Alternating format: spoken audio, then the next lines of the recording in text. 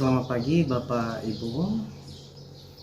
Perkenalkan, nama saya Kamiluddin Tilamanula. Saya dosen di Yayasan Pendidikan Selatan, tepatnya Sekolah Tinggi Keguruan dan Ilmu Pendidikan di program studi bimbingan dan konseling. Adapun mata kuliah yang saya ajarkan yaitu yang pertama mata kuliah manajemen dalam bimbingan dan konseling atau manajemen BK, dan kedua patologi sosial dan kriminologi, dan mata kuliah ketiga komunikasi dalam BK. Lalu di mata kuliah tersebut memiliki kelebihan dan keunikan. Dari keunikan tersebut sehingga memberikan manfaat baik kepada mahasiswa maupun kepada masyarakat luas. Nah, dalam video ini saya menjelaskan bagaimana saya mengajarkan mata kuliah manajemen dalam bimbingan dan konseling. Nah, dalam melaksanakan pengajaran dalam manajemen bimbingan dan konseling, saya melaksanakan selama 14 kali pertemuan di luar daripada ujian UTS dan ujian UAS. Adapun capaian yang hendak dicapai oleh mahasiswa dalam mata kuliah ini yaitu sikap, pengetahuan, keterampilan umum, dan keterampilan khusus. Dengan demikian, setelah mempelajari mata kuliah tersebut, mahasiswa diharapkan yang pertama memahami konsep dasar organisasi dan manajemen. Yang kedua, memahami konsep manajemen bimbingan dan konseling. Yang ketiga, menyusun program bimbingan dan konseling. Dan selanjutnya, merancang buku pribadi dan brosur informasi, dan seterusnya merancang angket peminatan dan surat referral, dan yang terakhir merancang kartu konseling, kartu konsultasi, dan instrumen evaluasi. Tentunya sebelum saya mengajarkan mata kuliah, terlebih dahulu saya menyiapkan beberapa hal seperti silabus, SAP, dan RTS, rencana pembelajaran semester. Pada awal perkuliahan, saya menjelaskan deskripsi singkat mata kuliah untuk menjelaskan tentang capaian-capaian yang hendak dicapai dalam materi tersebut, hingga bagaimana dan apa yang menjadi aspek penilaian di akhir perkuliahan yang dimaksud. Adapun model ujian yang saya gunakan setelah selesai perkuliahan yaitu ujian tertulis dengan uraian. Dan sebagai aspek penilaian, di sini juga saya perlu uraikan bahwa kehadiran adalah 10%, partisipasi atau tugas saya berikan nilai 20%, dan ujian tengah semester saya berikan nilai 30%, dan ujian akhir semester saya berikan nilai 40%. Dengan demikian, maka skor 86 hingga 100 saya berikan nilai A, dan skor 73 hingga 85 saya berikan nilai B, dan skor 60 hingga 72 saya berikan nilai C, dan 46 hingga 59 saya berikan nilai D, dan 45 saya berikan nilai E. Maka dengan demikian penilaian yang saya lakukan tersebut di atas itu sangat sesuai dengan buku panduan yang telah ditetapkan di STKIP Nia Selatan. Dan adapun metode pembelajaran yang saya gunakan adalah metode ceramah dan metode diskusi dalam mengajarkan mata kuliah tersebut.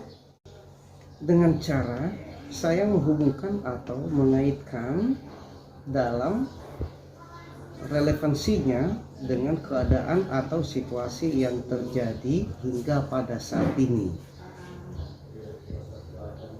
Hal ini bertujuan agar dalam situasi pandemi COVID-19 ini mahasiswa dapat memahami dan mendesain program bimbingan dan konseling sesuai dengan situasi dan keadaan yang terjadi pada saat ini. Di sini juga ada dua teknik yang saya dalam mengajarkan mata kuliah manajemen BK tersebut, yaitu dengan menggunakan buku teks sebagai referensi dan juga dengan interaksi. Penggunaan buku teks ini saya lakukan dengan menjelaskan terlebih dahulu sesuai dengan yang ada pada video pembelajaran di kelas, dan juga melalui penugasan yang saya berikan kepada mahasiswa untuk merangkum bab dengan bab. Kemudian mahasiswa saya suruh untuk ke depan untuk mempresentasikan apa yang telah dirangkumnya dari bab buku teks tersebut. Melalui presentasi tersebut, mahasiswa dilatih untuk bisa memiliki pengetahuan yang baik dan mental yang bagus. Nah, sedangkan di dalam teknik interaksi, saya selalu memberikan kesempatan kepada mahasiswa untuk bertanya atau memberikan tanggapan baik terhadap mahasiswa dengan dosen maupun mahasiswa dengan mahasiswa. Selain daripada itu, juga saya memakai beberapa media pembelajaran seperti Infokus, papan tulis, bahkan media sosial seperti WA dan Telegram sebagai sarana untuk berkomunikasi dan tanya jawab. Di sini juga ada beberapa buku wajib sebagai buku referensi atau rujukan untuk mengajarkan mata kuliah tersebut dan dapat dimiliki oleh setiap mahasiswa. Buku-buku tersebut antara lain: 1. Harefa Darmawan, Telam Berbunga Kaminuddin tahun 2020, yaitu Teori Manajemen Bimbingan dan Konseling, Banyumas, Jawa Tengah, PM Publisher. 2.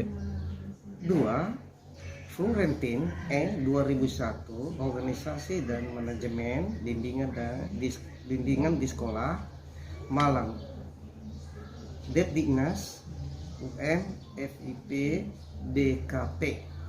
3. Purwoko 2008, Organisasi dan Manajemen Bimbingan dan Konseling, Surabaya, UNESA Press.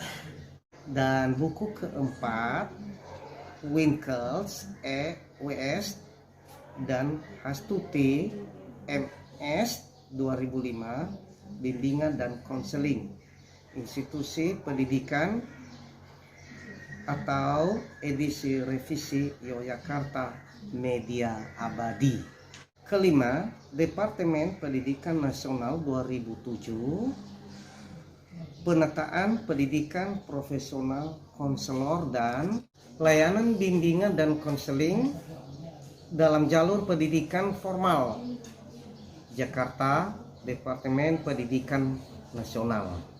Adapun materi pembelajaran yang saya laksanakan di dalam mata kuliah manajemen, yaitu 1. Teori Manajemen Pendidikan, teori neoklasik dan teori modern. Demikian saja dulu yang saya sampaikan. Kiranya segala yang saya sampaikan bisa bermanfaat. Demikian, salam Yahoo. Selamat pagi semuanya. Selamat pagi, Pak. Nah, baik. Bagaimana biasanya ya? Sebelum kita masuk pada pembelajaran dan kita buat doa dulu ya. Nah, itu. Untuk itu kita minta kepada si Indah untuk bawa kita dalam doa.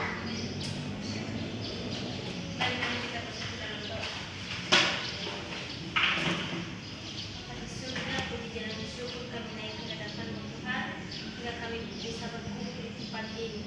Tuhan Yesus yang baik, berkatilah pembelajaran hari ini dari awal hingga akhir. Dalam nama Yesus kami. Bapak absen dulu ya. Ya. Baik. Saya sebutkan namanya ya. Mikael. Ada, Pak. Metalitan dulu. Ada Pak. Saudara Indah. Ada Pak. Angelius. Liati. Ada Pak. Adean. Sebelum. Absen. Oh ya, silakan masuk. Ya, Adean sudah datang ini ya. Oke. Reforman Jaya Hulu. Ada, Pak. Kartinus. Ada, Pak. Religius. Ada Pak. Agus Rian dulu. Ada Pak. Wida. Absen, Pak. Titin. Absen. Ya. Ada apa ya? Ada surat dari apa? Komisaris? Ya, ada. Nah, baik ya. Mungkin mereka di jalan. Nah, sesuai dengan mufakat kita pada minggu lalu ya, pada awal kita mulai pembelajaran dengan mata kuliah manajemen dalam bimbingan konseling ini, itu kita sudah mufakat bahwa 5 menit sesudah masuk belajar, kalau ada yang terlambat kita tidak masukkan lagi ya. Tapi buat saudara alias lele, karena masih pertama ini ya nggak apa-apa ya. Dan diingatkan nanti kepada teman-teman yang belum hadir pada hari ini. Nah, baik, sebelum kita masuk pada teori manajemen pendidikan, bimbingan dan konseling ini, terutama minggu lalu telah kita mempelajari yang namanya apa itu manajemen. Dalam manajemen itu ada beberapa hal ya. Berarti manajemen itu perencanaan, apalagi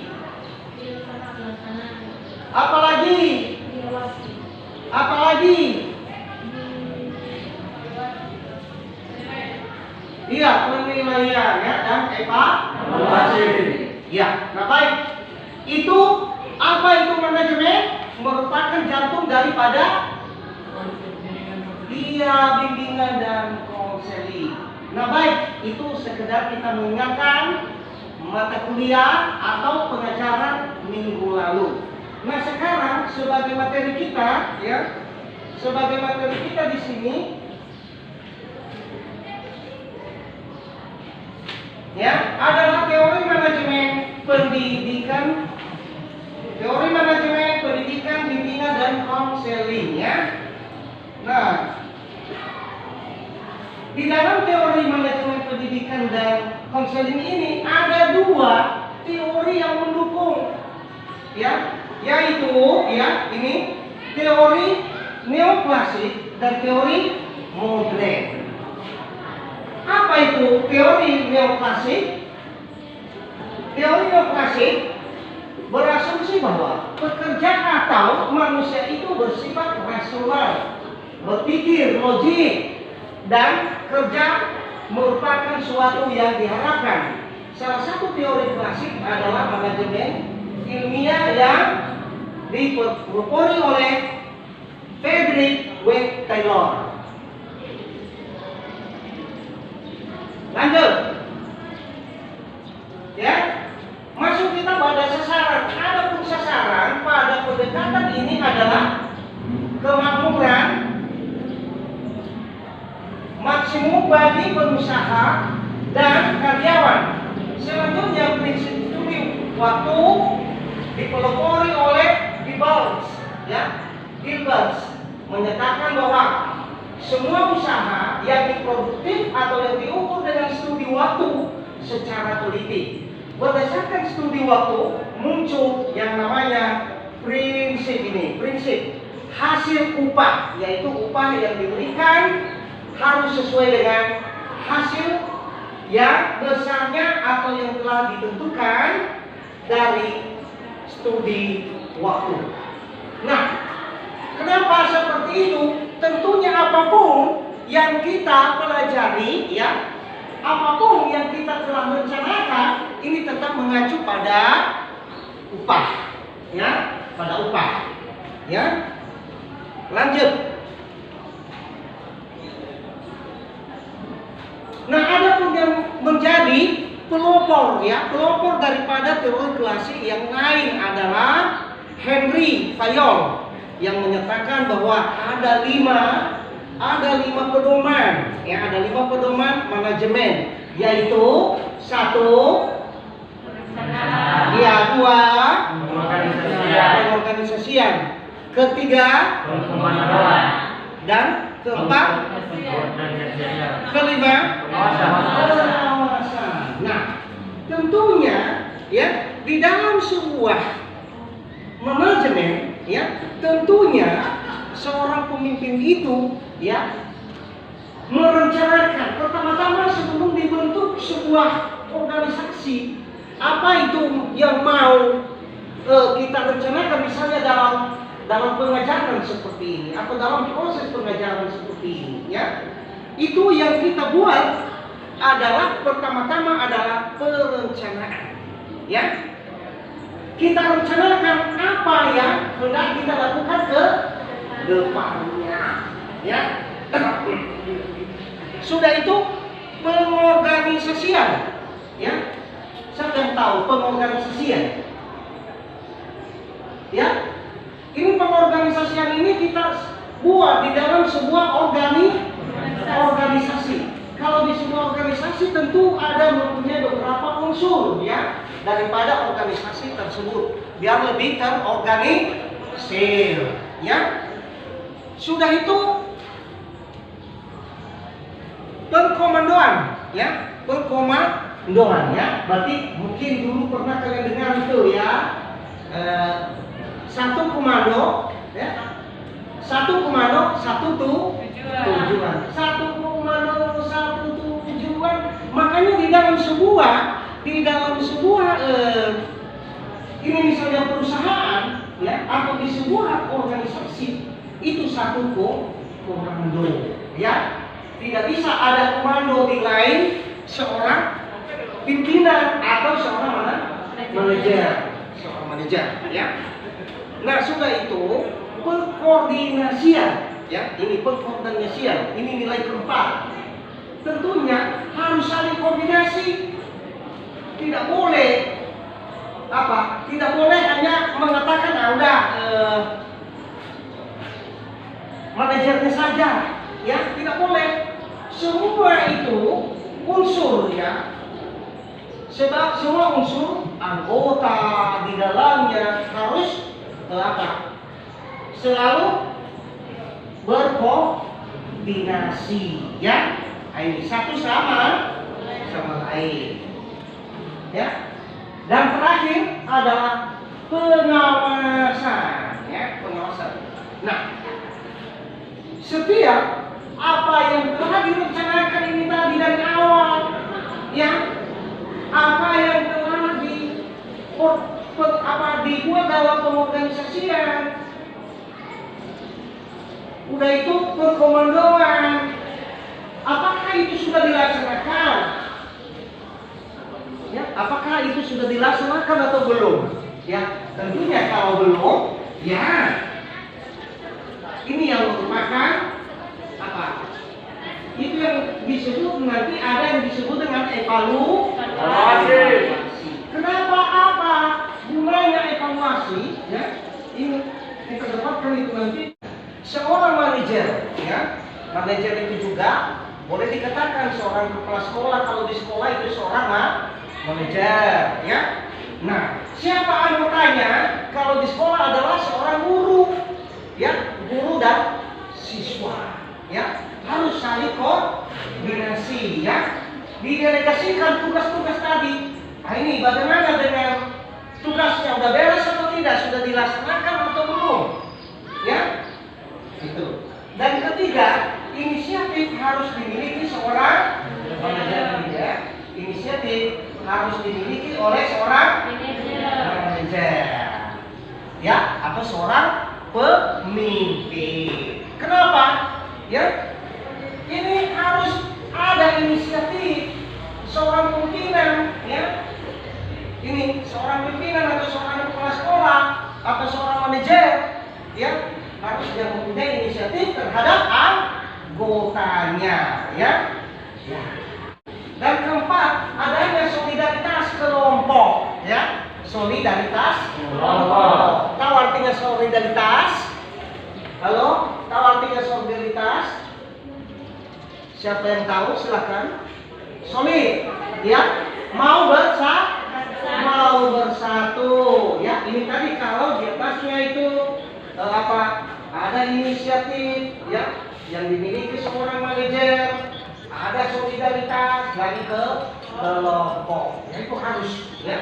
Dan prinsip-prinsip tersebut harus, ya, harus bersifat luas, ya, harus bersifat luas, tidak ada saling memaksa, tidak ada saling memaksa.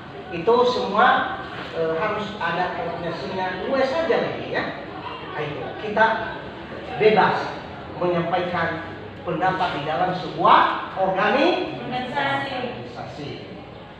Baik, selanjutnya menurut Max Weber, ya, birokrasi merupakan ciri daripada pola organisasi yang strukturnya dibuat sedemikian rupa sehingga secara maksimal dapat memanfaatkan tenaga ahli atau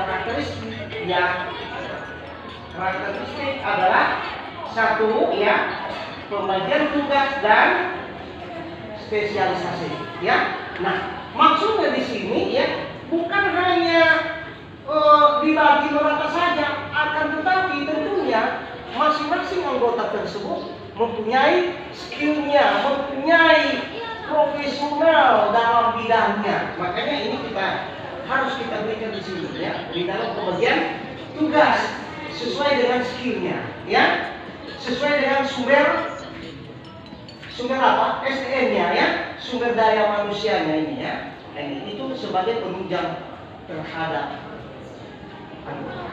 Sudah itu mempunyai hubungan impersonal, nah, itu antara satu dengan yang lain, ya, mempunyai hubungan yang erat, ya.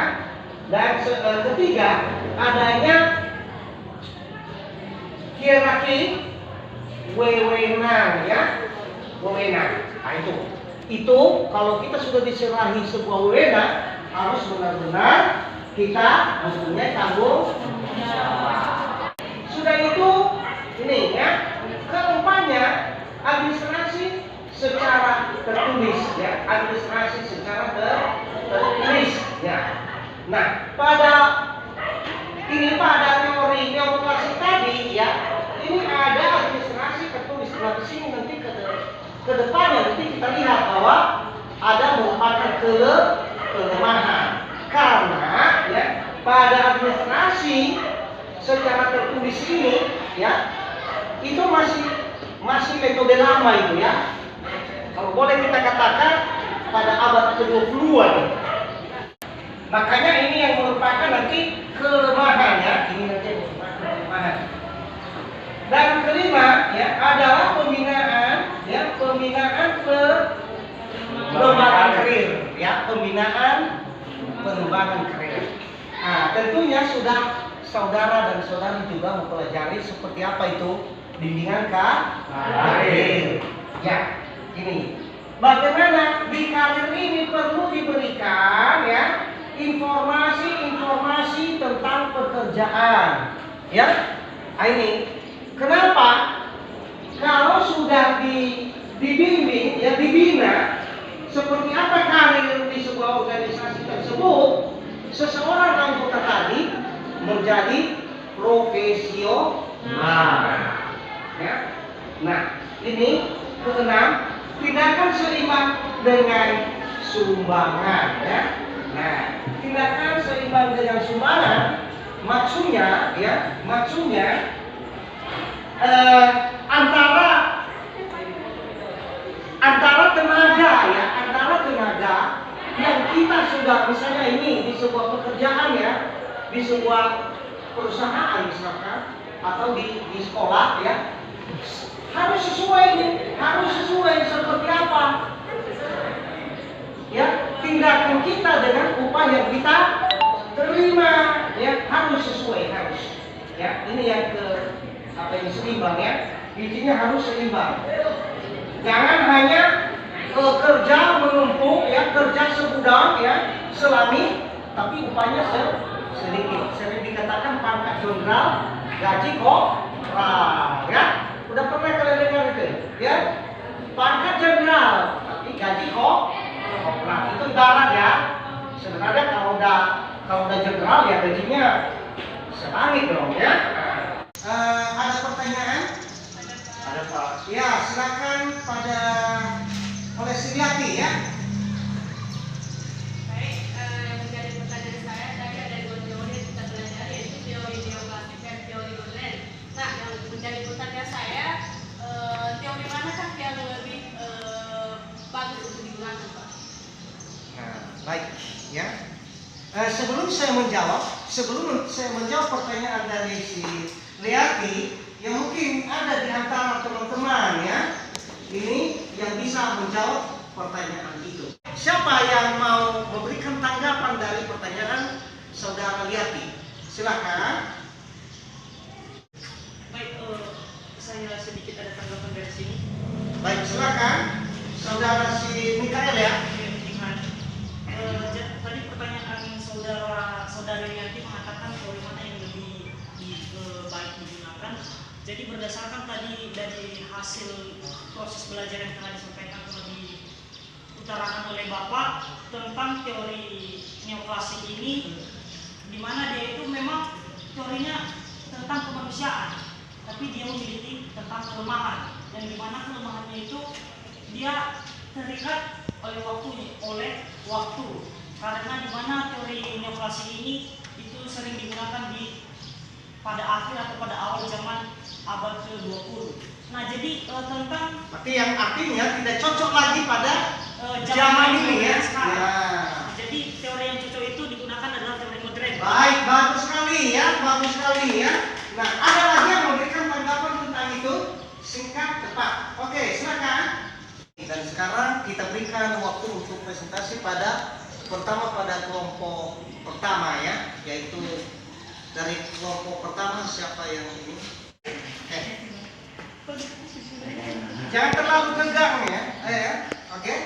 Jangan gegabah ya. Biasa saja.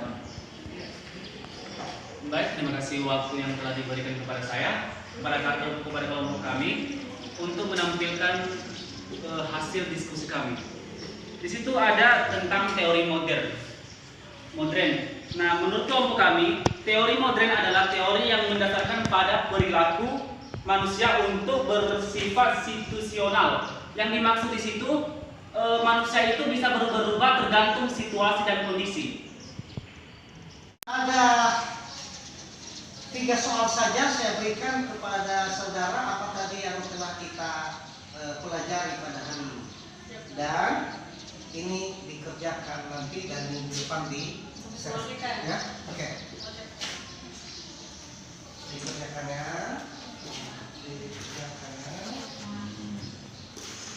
Baik-baik kali teman-teman ini ya. Ya, oke. Baik. Berhubung karena pembelajaran kita pada hari ini dan materi kita sudah tuntas, dan minggu depan kita lanjutkan lagi. Sampai di sini, Yahoo.